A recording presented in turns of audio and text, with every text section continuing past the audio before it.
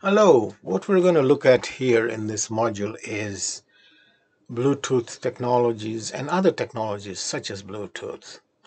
Um, they are predominantly used for monitoring and controlling multitude of devices.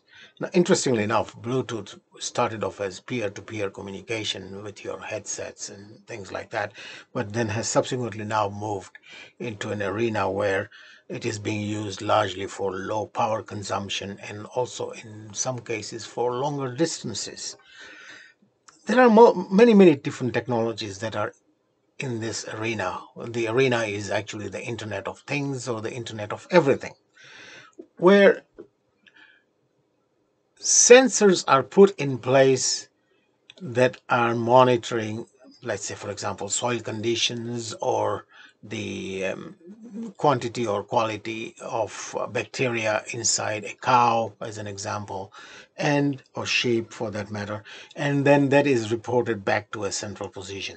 So you have now a sensor that is sensing some of these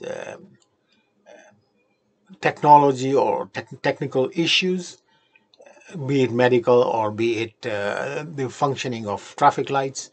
And then there is a wireless device that now sends the information across to the other end where it is received.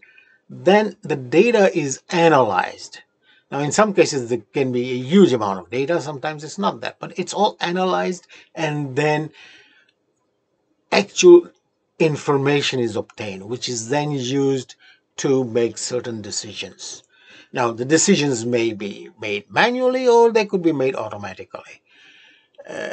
So, in the case of, for example, traffic lights, these decisions are made automatically based on how much traffic there is on certain intersections and so on. In the case of agriculture, they tend to be taken more manually because it is a significant issue. So all of these things really give us the ability to, bottom line, sense something, get the data and analyze it and use it. And that's why very often you have the concept of the Internet of Things going with big data. And of course, the programming of it. A lot of the programming is done on Python because Python is a simpler language from that perspective. It has a very small footprint in order to do this. So Bluetooth, as we all know, or we probably know, was named after a Danish king who was there in the 10th century, and his last name was actually Bluetooth, and he ruled for about 30 to 40 years, I think. And that name was used by the Scandinavians when they introduced the technology, and the intention was that they would combine all these different uses, which to some extent, I guess, it has been successful. And it has been adopted now for different types of uses, as we talked about. There are other technologies out there. One is called Zigbee, which we will take a look at as well. Zigbee is more traditional hierarchical technology that is used for agricultural purposes and others. There are two additional ones that I know of. One is called Sigma. The other one is called LoRa, LORA, long range technology, which is used for long distances. All in all, the choice of technology to its use is very important, because in the end what you're looking at is how often is this thing going to be monitored, how much data is going to be sent, and how often will it be sent, and how will it be analyzed. So all of these technologies are big into the Internet of Things. They are into smart cities. Barcelona, by the way, is one of the sort of smartest cities in the world, where practically everything is controlled remotely. And agriculture, cows have been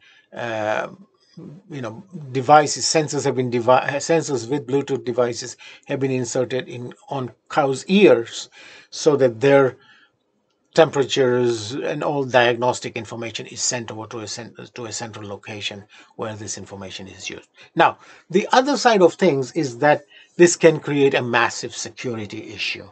Traffic lights can be jammed. I mean, you've seen in multiple movies from Hollywood where, the crooks or whoever it is out there controls the traffic lights so they can make a quick getaway. Livestock can be damaged, they can be culled because they are misrepresented that they actually have some disease while they might not. So it's a big issue from a security perspective, and we should take a look at that as well. Okay, so that's about the Internet of Things and how these technologies work with each other.